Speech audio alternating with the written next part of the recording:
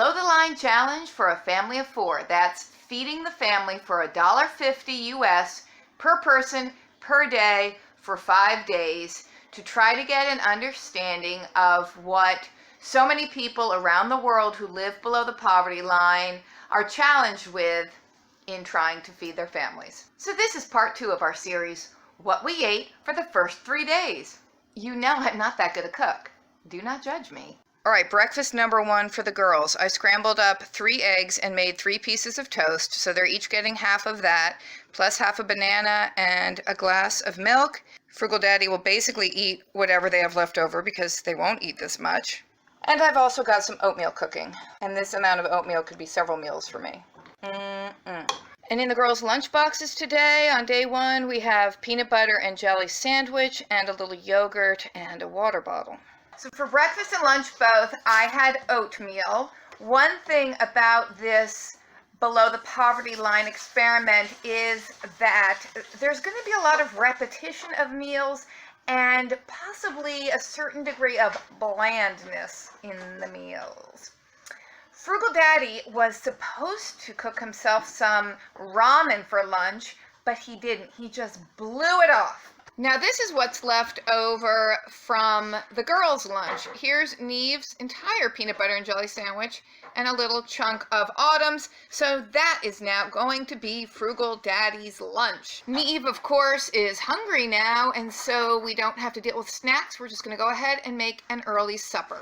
Alrighty, this is basically what the girls are getting for their early supper. We have the peas and carrots with a little bit of the margarine on top.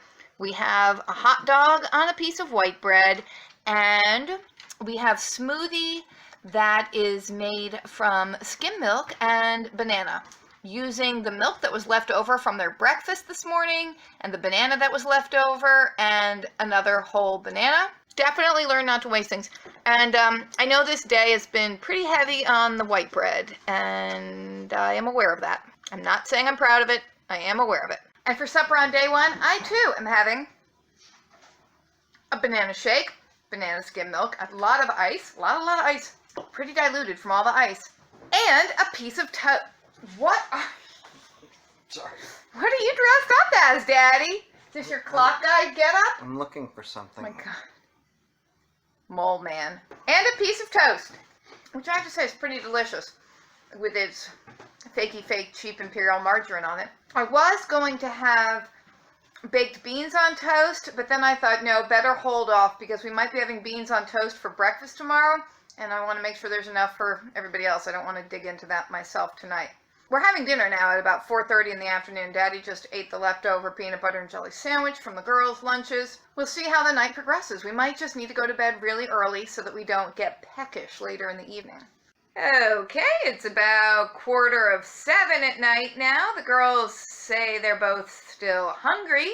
They each had a second bowl of vegetables, and now I'm cooking up a packet of ramen for them to split. And I must admit I'm feeling a little bit hungry myself. But I have a plan for tomorrow, and it involves potatoes. There we go, our little evening ramen snack. That's one package divided in half, and it really isn't a lot. I swear these packages used to be bigger. It's really just a tiny little slurping of noodles here. Breakfast day 2, the girls are getting baked beans on toast and banana with peanut butter.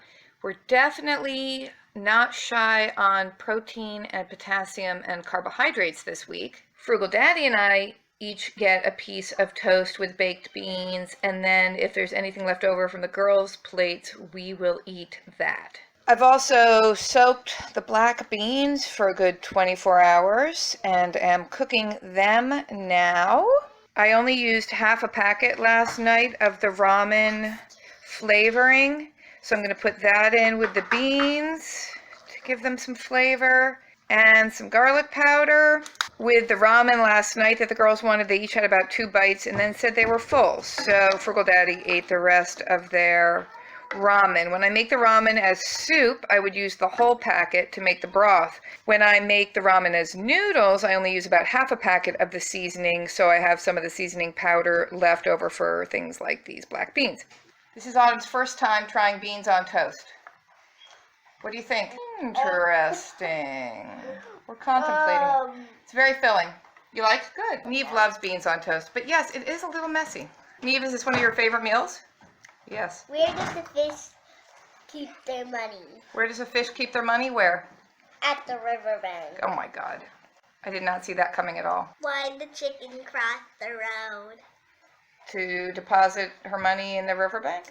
No, to get to the other side. Oh my gosh, that's hysterical. Daddy didn't want to be in the video because of his hair, so I promised that I wouldn't show his hair. I didn't like it at first either because I am not traditionally a baked beans kind of person, but I've had it often enough now that I actually really like it and I seek it out as a meal. How you doing over there?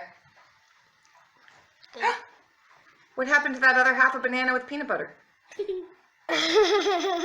So the morning of day 2 on our below the line challenge, I went off to Save-A-Lot because they had a good deal on potatoes and the baby carrots. So I got 5 pounds of these big baking potatoes for 95 cents. I got the pound bag of baby carrots for 49 cents. Yay! I wanted to get a cantaloupe, but they were $3, which was too much. I ended up finding 3 in the dumpster. I got this package of shredded cheddar cheese for $1.99. The cheese is important for the girls to make the broccoli go down and for the rice. And I got the cinnamon at Aldi. I think this was $1.19. Reaching into my pocket to see how much money I have left. All right, there's how much money I have left for this 5-day challenge. $1.59. I really wanted to get a bag of apples at Aldi, but they were over $3 for a 3-pound bag, and they didn't really have loose apples. They said due to inclement weather, they hadn't gotten their shipments in yet, and the store was very low on supplies. So now I'm making day 2 lunch, and I'm going to make a small batch of cookies for the girls as a little treat to go along with all this. Okay, lunch day 2. I cooked up 3 packages of the ramen noodles and drained them. I'm going to add 1.5 packets of the chicken flavored seasoning. And then I am going to stir in some of the dollar store broccoli and peas and carrots, which I cooked. These are steamy hot.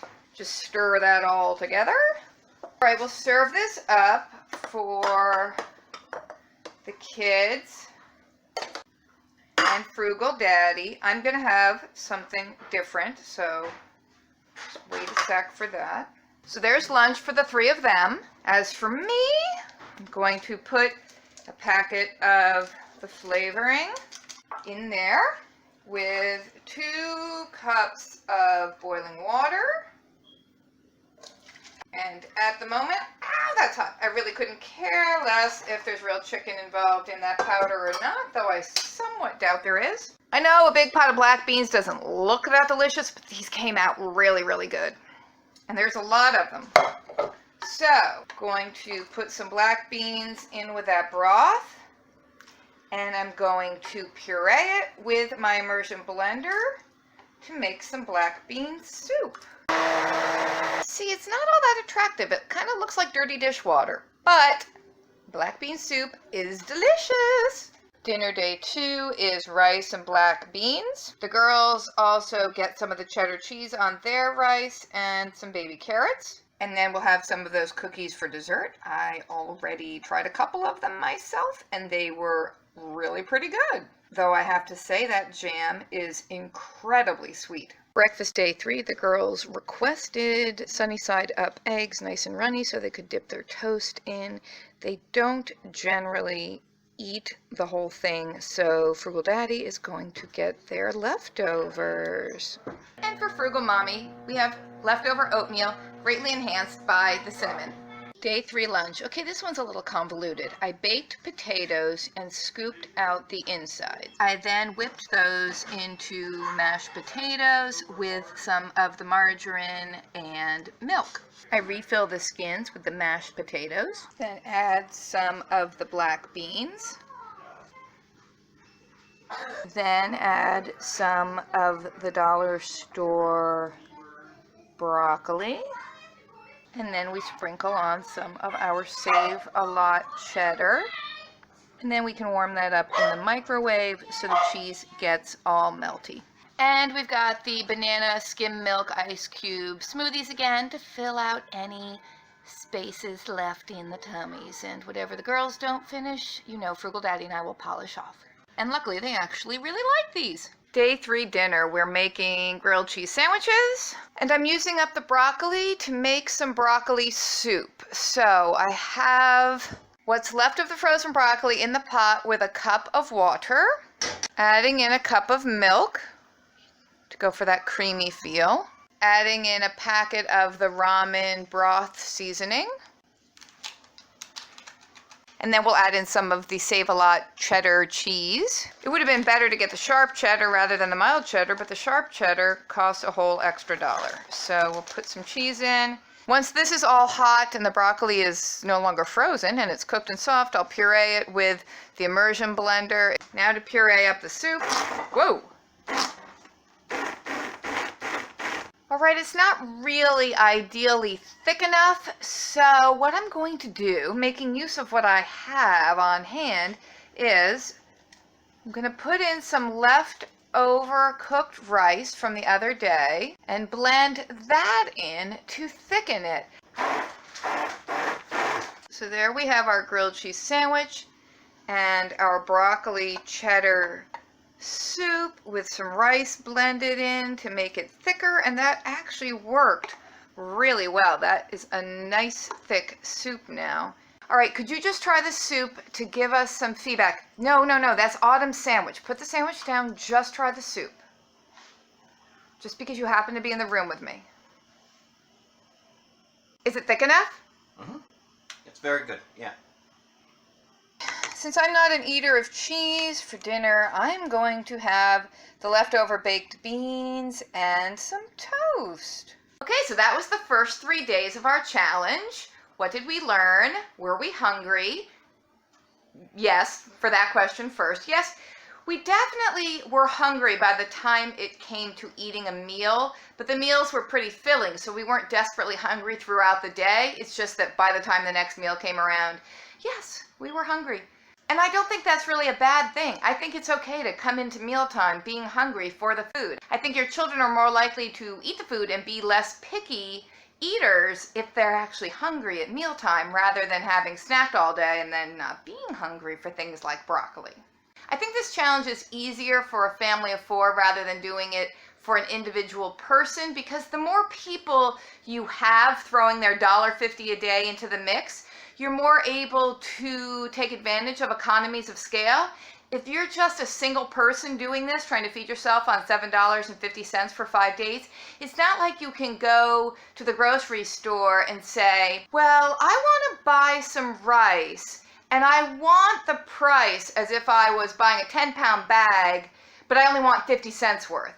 And then I'd like about 80 cents worth of Cheerios and about $1 worth of milk, but at the rate as if I was buying a full gallon. You know, you can't do that. You can't do that. You can't do that. The stores aren't going to let you do that. The more people you have involved in the challenge with you, you're able to buy a wider variety of things. And it's sort of as if, oh, I used my $1.50 to buy cereal and you used yours to buy milk, and now we can share.